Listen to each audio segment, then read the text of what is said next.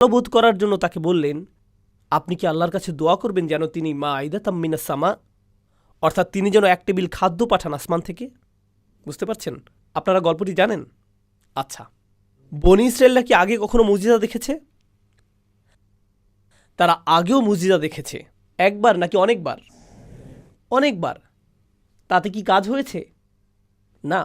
আর ইনি হলেন বনি ইসরায়েলের কাছে পাঠানো সর্বশেষ নবী, ঠিক?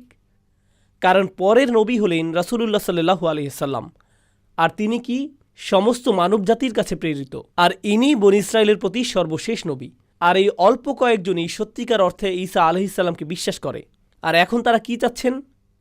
বার্তা নাকি মুজিজা? তারা মুজিজা চাচ্ছেন। ও হো হো হো হো হো হো। ঈসা আলাইহিস সালাম বললেন, ইত্তাকুল্লাহ, আল্লাহকে ভয় করো, তোমরা জানো না তোমরা কি চাচ্ছ। আর আল্লাহ আজ্জা জাল্লা উত্তর দিলেন, ইন্নী মুনাজ্জিলুহা আলাইকুম, তোমাদের তা পাঠাচ্ছি, আমি তোমাদেরকে এটা পাঠাচ্ছি, কিন্তু যদি এর পরে তোমরা অবিশ্বাস করো, ফা ইন্নী উআযযিবুহু আযাবান লা উআযযিবুহু আহাদাম মিনাল আলামিন, তাহলে আমি তাকে এমন শাস্তি দেব যেই শাস্তি আমি না কোনো জাতিকে, না কোনো প্রজন্মে, এমনকি পুরো মানবজাতির ইতিহাসে কখনোই কাউকে দেইনি। পুরো কোরআনে আযাব সম্পর্কে এই আয়াতের চাইতে রাগান্বিত আর কোনো আয়াত কোথাও নেই। শাস্তি নিয়ে এই আয়াতের চাইতে বড় কোনো আয়াতই নেই। কেন আল্লাহ এত রেগে গেলেন? কারণ আল্লাহ খুবই রাগ করেন যখন আপনি মুজিজা অস্বীকার করেন। এটা যেন তেন কোনো মুজিজা নয়। বনি ইসরায়েলকে অনেক অনেক মুজিজা দেওয়া হয়েছিল, তাই তাদের তো দায়িত্ববোধ বেশি থাকার কথা। এজন্যই এই আয়াত এসেছিল। এটা কিন্তু খুবই ভয়ানক অপরাধ হয়ে যাবে। আচ্ছা, এখন চলুন ফিরে আসি রসুলুল্লাহ সাল্লাল্লাহু আলাইহি সাল্লামের কাছে। তাছাড়া আবার বলি, রসুলুল্লাহ সাল্লাল্লাহু আলাইহি সাল্লাম দুইটি মুজিজা পেলেন। মুজিজা দুটি কি ছিল? একটা ছোট আর একটা বড়। ছোটটা কি? চাঁদ। খুব ভালো। বড়টা কি ছিল? কোরআন।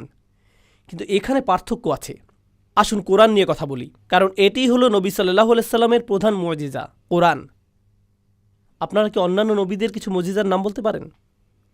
পূর্ববর্তী নবীদের কোনো মুজিজা আপনাদের মনে আছে? মুসা আলাইহিস সালামের ব্যাপারে তাকে কি দেয়া হয়েছিল? তিনি লাঠি পেয়েছিলেন, যেটা কি সাপ হয়ে যেত। আচ্ছা, ঈসা আলাইহিস সালাম কি পেয়েছিলেন? আল্লাহর অনুমতিক্রমে সুস্থ করে দেয়া। কাদা নিয়ে পাখির মূর্তি বানিয়ে তাতে ফু দিলে আল্লাহর ইচ্ছায় তা জীবিত পাখি হয়ে যেত। এগুলো হলো ঈসা আলাইহিস সালামকে দেয়া মুজিজার কিছু উদাহরণ। এগুলো ভালো উদাহরণ। কিন্তু আপনাদেরকে বলি, তখন যদি আমাদের ভিডিও ক্যামেরা থাকতো, যদি আমাদের থাকতো সেগুলো, তাহলে এইসব মুজিজা ইউটিউবে পেতাম, তাই না? আর যদি আসলেই ভিডিও ক্যামেরা থাকতো, তাহলে আমরা এখন মুজিজাগুলো দেখতে পেতাম। কিন্তু আমাদের কি তখন ক্যামেরা ছিল? না। তাই আমরা এসব মুজিজা আর দেখি না। আমরা শুধু কি? আমরা শুধু সেগুলো শুনি। এখন আমাকে বলুন তো, চোখে মুজিজা দেখা আর মুজিজা সম্পর্কে শোনা, এই দুটো কি এক? কেউ যদি কোনো লাঠিকে দেখে সাপ হয়ে গেছে, সাপ হয়ে গেছে, এরপর তারা বুড়ো হবার পর তাদের নাতি নাতনিদের বলছে, জানো আমরা একটি লাঠি দেখেছিলাম, সাপ হয়ে গিয়েছিল। সেই বাচ্চাগুলো বলবে, দাদা তুমি সেই একই গল্প আমাকে 50 বার বলেছ, অন্য কোনো গল্প বলো। যে এটা দেখেছিল চমকে গিয়েছিল, কিন্তু যে শুনেছে সেটা সে বিশ্বাস করেছে, কিন্তু সে কি হয়নি? কেন জানেন?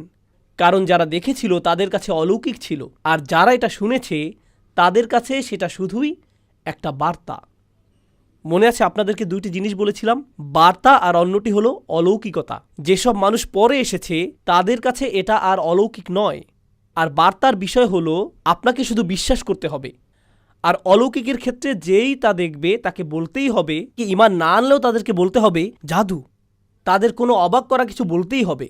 কিন্তু বার্তার ব্যাপারে আপনি বিশ্বাস করতেও পারেন, আবার নাও করতে পারেন। তো নবীজি সাল্লাল্লাহু আলাইহি সাল্লামের সমস্ত মুজিজার ক্ষেত্রে সেগুলো চোখে দেখতে হতো, চোখে দেখা লেগেছে।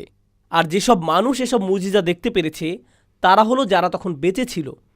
এমনকি তাদের নিজেদের সন্তানদের বেলায়ও এগুলো মুজিজা ছিল না, এগুলো শুধুই কি ছিল? বার্তা। পার্থক্যটা বুঝতে পারছেন? কোন মুজিজাটি সবচাইতে বড় মুজিজা? সবচাইতে বড় কোরআন। কোরআন কি দেখা যায়? কোরআন দেখা যায়? قل أوحي إلي أنه استمع نفر من الجن فقالوا إنا سمعنا قرآنا عجبا يا أيها الناس ضرب مثل فاستمعوا له وقالوا سمعنا وأطعنا غفرانك ربنا وإليك المصير يسمع آيات الله تتلى عليه। বারবার বারবার বারবার কোরআনের মধ্যে আল্লাহ বলেই যাচ্ছেন যে কোরআন দেখা হয় না, কোরআন কি শোনা হয়, শুধু বার্তাবাহককে দেখা হয়। এর আগের প্রত্যেকটি মুজিজা ছিল চোখের জন্য, চোখের জন্য। এবারই প্রথম মুজিজাটি কিসের জন্য? কানের জন্য। এমনটা আগে কখনো হয়নি, কখনোই হয়নি। প্রত্যেকবারই মুজিজা ছিল চোখে দেখার জন্য। এখন নবীজিকে কয়টি জিনিস দেওয়া হয়েছিল? আপনাদের দুইটি জিনিস বলেছি, একটি বার্তা আর একটি মুজিজা। নবীদের ইতিহাসে আলাইহিমুস সালাতু ওয়াস সালাম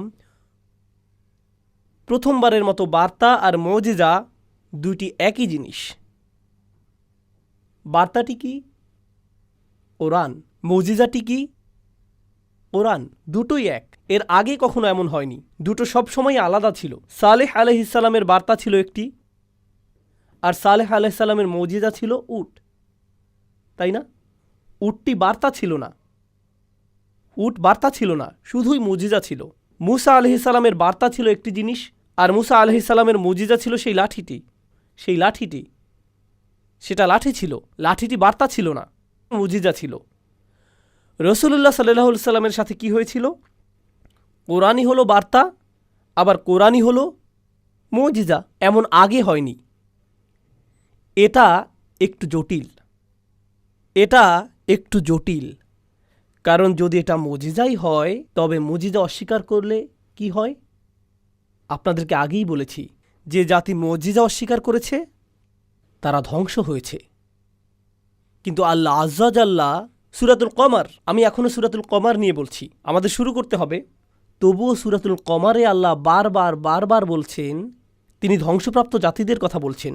কাযযাবাত কওমু নূহিন ফাকাযযাবু আবাদান ওয়া ক্বালু মাজনুন ওয়াজদুজির ফাদাআ রাব্বাহু আন্নী মাগলুবুন ফান্তাসির। আরে ভাই, বারবার বারবার এক নবী, এরপর আরেক নবী, এরপর আরেক নবী, আর তাদের জাতির কি হচ্ছে? বারবার ধ্বংস হচ্ছে। আর প্রত্যেক ধ্বংসের পর তিনি বলছেন, ওয়ালাকাদ ইয়াসসারনাল কুরআনা লিযিকরি ফাহাল মিন মুদ্দাক্কির। আমি কোরআন সহজ করেছি যেন তোমরা বার্তা হিসেবে মনে রাখতে পারো। কারণ যখন কোরআন মনে রাখা সহজ এটা বলবেন, তখন আপনি মুজিজার কথা বলছেন না, বার্তার কথা বলছেন। বার্তা মনে রাখতে হয়, পুনরুল্লেখ করতে হয়। এই বার্তার সুবিধা নাও, এই বার্তাটির সুযোগ গ্রহণ করো। তাই আল্লাহ কোরআনের বার্তাকে বড় করে দেখাচ্ছেন সূরা আল কমারের ভেতর। কমারের ভেতর কোরআনের অন্য দিকটি কি? মুজিজা।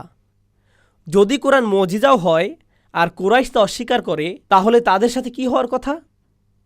কিন্তু আল্লাহ তাদের প্রতি বেশি বেশি করুণা করেছেন, যেমনটা আগে কখনোই করেননি। তিনি যদিও তাদেরকে কোরআন দিয়েছেন, তবুও তাদেরকে ধ্বংস করেননি। আর রহমান আল্লামাল কুরআন, তিনি বলেননি, তবুও তাদেরকে ধ্বংস করেননি। তিনি বলেননি আল খালিক আল্লামাল কুরআন, তিনি বলেছেন আর রহমান আল্লামাল কুরআন। এটা যদি অন্য কোনো মুজিজা হতো, অন্য কোনো নবী হতো, তবে তোমরা ইতিমধ্যেই ধ্বংস হয়ে যেতে, তোমরা ইতিমধ্যেই মরেই যেতে। যেহেতু তিনি আর রহমান, যিনি বার্তা আর মুজিজা একই সাথে দিয়েছেন, তিনি এখনও তোমাদের ধ্বংস করেননি। আপনারা এই দুইটি সূরার মধ্যে সম্পর্ক বুঝতে পারছেন এখন? আচ্ছা, চলুন সামনে আগাই।